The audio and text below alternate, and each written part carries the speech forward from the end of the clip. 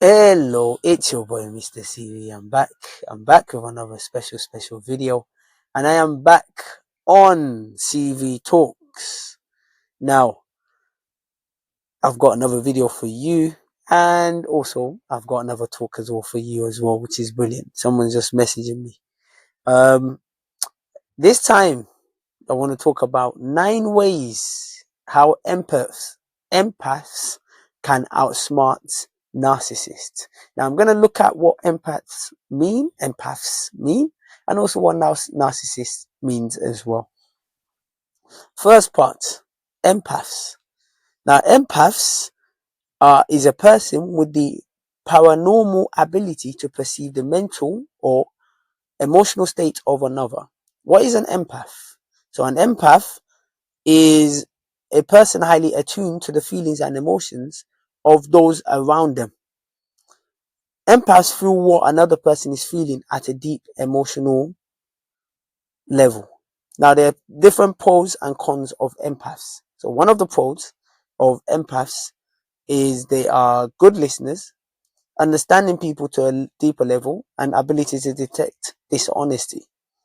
But the cons of empaths are overwhelmed in large public spaces, mental strain of taking on others' emotion, and risk of burnout without boundaries. So that's what empath is. Now I'm going to look at what narcissist means.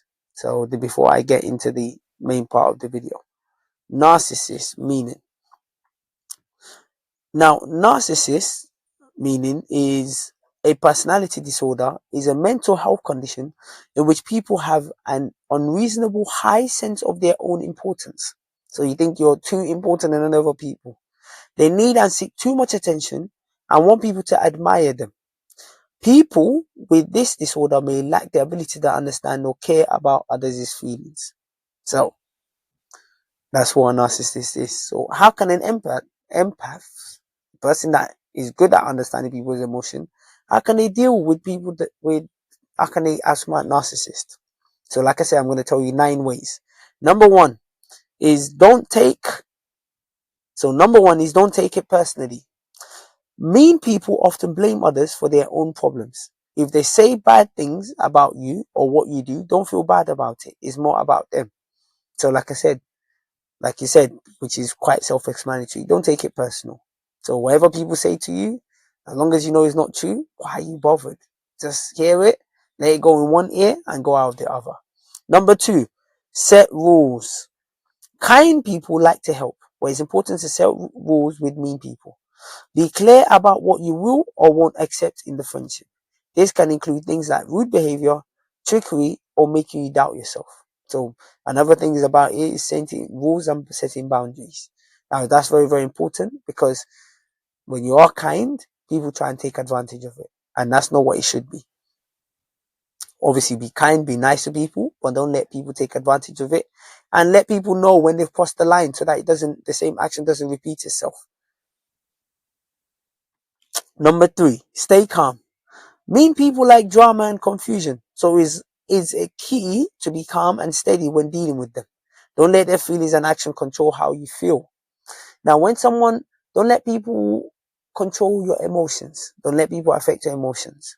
Because once they start to affect your emotions and they know they can get to you, that's when they know they've got you at the palm of their fingers. Or the palm of their hands. So don't let them affect you. And like I always say, stay calm regardless of the situation. I know it's not easy, but stay calm, and hopefully that will allow you to make better decisions, to think about what you want to do. And like you said, mean people like drama and confusion. So if you stay calm, there can't be any drama being created. So number four, be realistic. Don't expect a mean person to change or become kinder. They are who they are, and they're not likely to suddenly be different.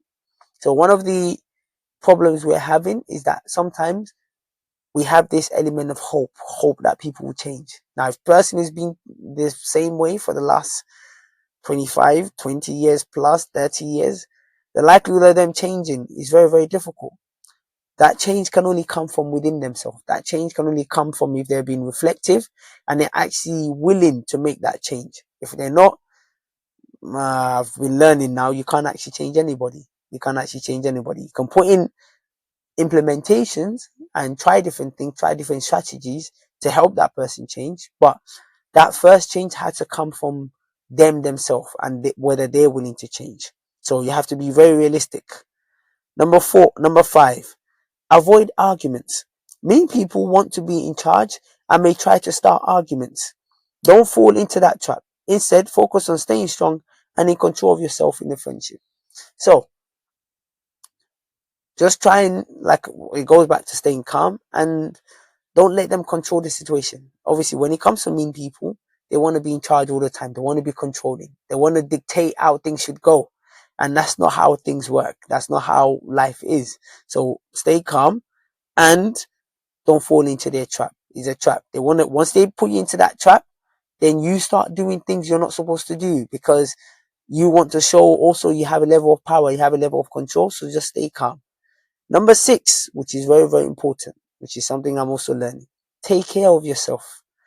Kind people often put others before themselves. But it's important to take care of yourself to stay emotionally healthy. So when they say take care of yourself, look after yourself. Eat well, sleep well, breathe well, and just look after yourself. Because when you get emotionally drawn into these situations, what tends to happen is you tend to lose yourself.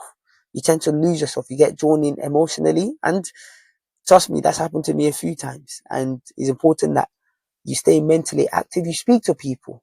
You share your problems with your family, your friends, or people that you trust that can help you. And number seven, be boring. Being as boring and uninvolved as possible when dealing with a mean person can help reduce the drama and emotional gains. So when they say be boring, they don't mean be a boring person. No. What they mean is don't get yourself emotionally drawn in to the situation. Because when you get yourself emotionally drawn into the situation, then of course you start reacting, you start flaring up. So when you are boring, it means you don't get involved in the drama, you keep yourself to yourself, and you're not involved into the games that they're trying to play.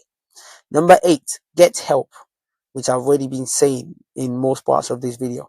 Being friends with a mean person can be hard. Get help from friends, family, or therapists to help you handle the friendship. So that's also another thing as well. Speak to people, like I said. A problem shared is a problem solved. A problem shared is a problem halved.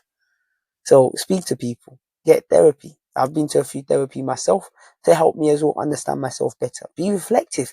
Understand your strengths, your weaknesses. Understand those things that trigger you. And those things can actually help you. Do things such as CBT, cognitive behavioral therapy. That can also help you.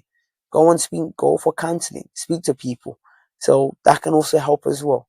And just speaking to family and friends as well, that can help massively as well. And the next one, the last one, think about ending the friendship. Now that's last resort, but you can come to it. If the friendship gets too bad or harmful, think about ending it. Remember that your own emotional health is the most important. Now, like I said, that's the last resort. Obviously, you've tried your best to implement things that you don't get to this situation. But if it's starting to affect your mental health, your physical health, and what is starting to affect you on an emotional side, then definitely think about ending it. Because trust me, it's not worth you going through many years of dealing with the same difficulty, dealing with the same trauma, dealing with the same with the negative energy that comes with it. So it's not worth it. So sometimes it's just better cut your losses and save yourself eternal peace and eternal happiness. So it's your boy Mr. CV. Again, this is just 9 ways you can outsmart a narcissist, an empath, someone that sees other people's emotion on a different level. They can outsmart a narcissist who just think about themselves, who thinks they're better than anybody else. So if you like this video, make sure you share, like, and keep subscribing. Hopefully, like I said, TV Talks is something that I'm starting again. Hopefully I can keep it going.